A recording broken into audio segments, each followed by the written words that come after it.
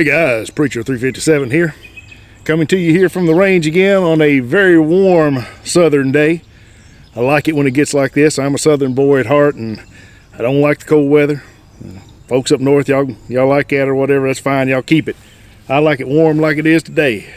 We can work up a little bit of sweat out here on the range. And I've got with me today one of my absolute favorite guns, my model 686 Plus. And I love this gun. I've loved it ever since I first saw it in the shop. I took a picture of it, sent it to my wife. I think I talked about that. This is the gun that I used in my 686 versus Ruger GP100 video. So you've seen this gun, you've seen me tear it apart. There might have been even a little bit of video of me shooting, but not a lot. I didn't do a lot of shooting in that video. And I really wasn't planning on doing a video with this gun yet. But the fact of the matter is, when I started thinking about what guns I wanted to do a video with, I just kept coming back to this one because I want to shoot it.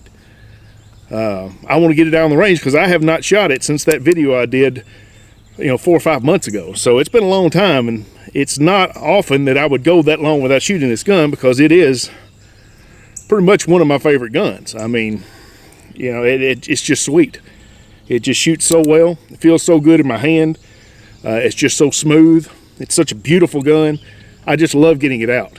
And that's one of the downsides I've found to making YouTube videos is you're shooting a lot to make videos and prepare for videos, and you're not shooting a lot just for you. You're not doing a lot of shooting just because you want to shoot something.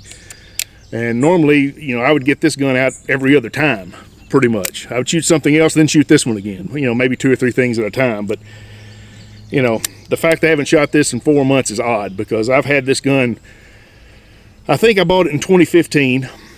And there probably hasn't been very many, months I've went by without shooting this gun in that time. So I really wanted to get it out, so I got it out. And we're going to do a video with it today. Change of plans. Surprise. Of course, you didn't know what I was going to do anyway, so it's probably not even more of a surprise to you than anything else. But it's a surprise to me because I wasn't planning on doing it. But here it is. This was a Talo special edition when I bought it. Now, they no longer have the deal with Talo to do these, but they're still putting them out just as a standard production catalog model from Smith and Wesson. This is the 357 special edition, which they made these in a 3-inch barrel, a 5-inch barrel, and a 7-inch barrel, and it also has an unfluted cylinder. Now this is the Plus model as well, which means it has a 7-round cylinder instead of a 6. The original 686s came out in 1980, and they had a 6-round cylinder just like the K-frames. This is an L-frame, which is a beefed up K-frame, you could say. It's a little beefier to handle the Magnum loads. It's a medium large size. But in 1996 they came out with the 686 Plus as well, that has the 7-round cylinder, so that adds that extra round for the same size gun. So that's a benefit there to have that extra round, and I love this gun. So why don't we do a little bit of shooting, but before that, make sure you check out the description. There's a link there for a discounted membership to the GOA, and also there'll be a link there for the TFA, the Tennessee Firearms Association. If you would, click on those links, join up, get in the fight, help support our gun rights. The Gun Owners of America is doing good work in Tennessee and all across the nation, and the Tennessee Firearms Association does a lot of work here in the state of Tennessee. So if you live in Tennessee, if you're a resident of Tennessee, I ask you to join the TFA as well. So just check in the description, there'll be some links there for you. All right, let's do a little bit of shooting before I get so nasty and wet and sweaty that you don't want to watch anymore because I look so terrible. Because I just look so nasty. You feel like you can smell me all the way through the camera. I know that was a wonderful, vivid description I gave you there. You're welcome. I know you wanted to think about smelling a nasty, hot, sweaty, big guy like me. Let's do a little bit of shooting here. Got her loaded up with 38 specials. We'll start out with that. Just do a little bit of plinking. Just enjoy ourselves. Not going to do a lot of talking about the gun. I did a lot of talking about it in the last video. I don't know what to say about it other than it might be the greatest gun ever created in my mind. This is the pinnacle of revolvers to me. A lot of people like the Pythons. I'll take this instead. Now, I've never shot a Korth. Never shot a Manurin. Some people swear by those. Those might be wonderful. But for the price especially, the Smith and Wesson, you just can't beat it. I love this gun, and it's always going to be the top of the heap as far as I'm concerned. I like the Python. I've got a Python. Did a video on the Python. I'll take this any day. Let's just do a little shooting here. See if I can hit anything. It's been so long since I shot this thing.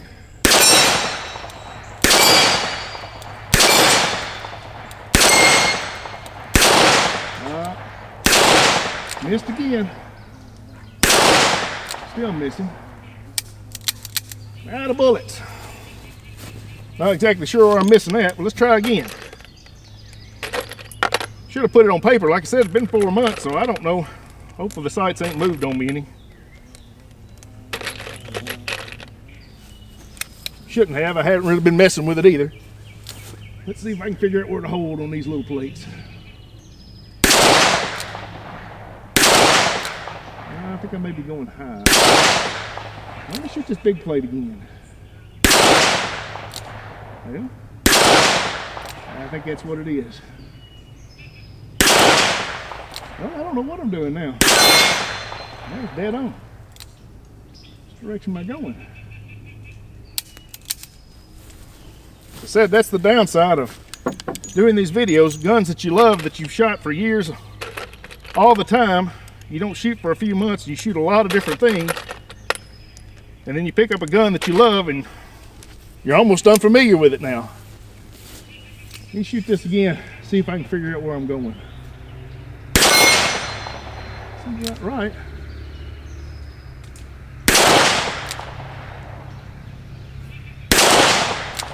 Well, I don't know, let's try the cowboy.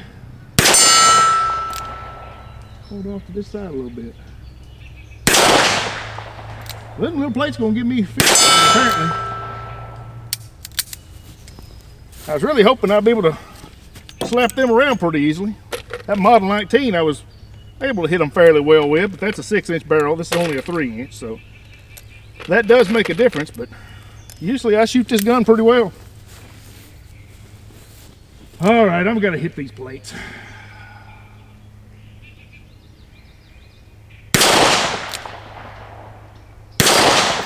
There it went. All right, I think maybe I'll go.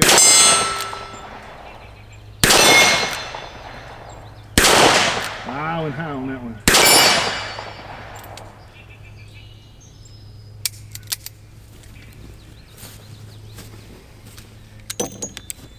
Having to hold just a little bit low left.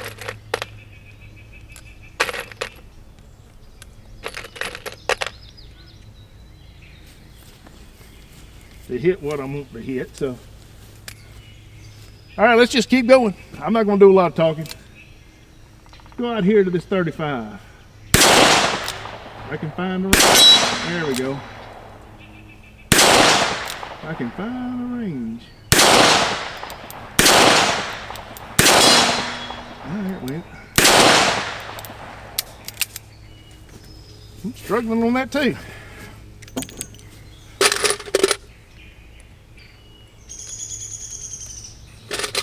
So this is a round that I loaded up since the last time I fired this revolver. It's a round nose 158 grain that I've never used before in this gun. Maybe it just don't like that ammo or something. I don't know. It's never had any trouble with accuracy with ammo before, but I loaded this up after the last time I shot this gun, so let's shoot some magnums. Well,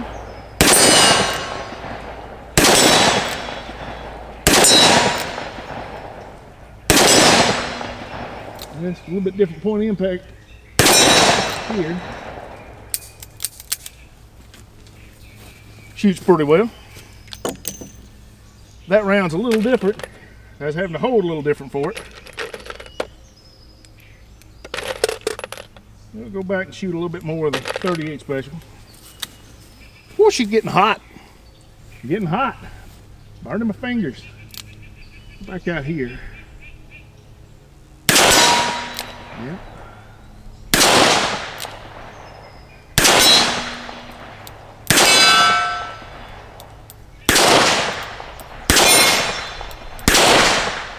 I pulled the trigger too quick on that one.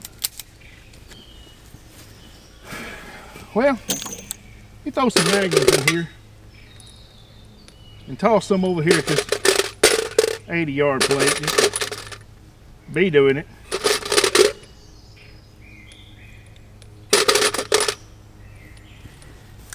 Wish I could explain to you, let you feel just how crisp and smooth this gun is. It's just a pleasure. I just should have sighted it in before I started this. Got a little bit better idea, so I wasn't feeling it out on camera, but no. A little low maybe. There it is. I think that got it. We're here at 35. Ah, that was me. Pulling the trigger at the wrong time. Alright.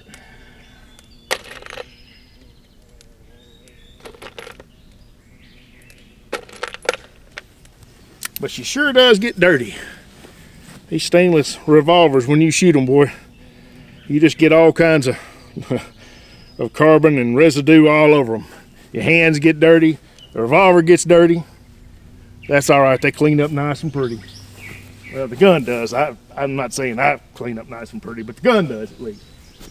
All right, let's try one more here.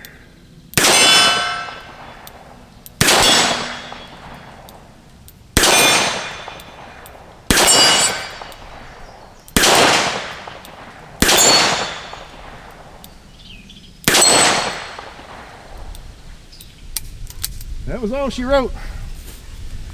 Well, I guess that's enough. Because I really don't have much else to say that I hadn't said about this gun before. I bought it about 7 years ago, I think 2015. And it just feels great in the hand. It's a beautiful gun.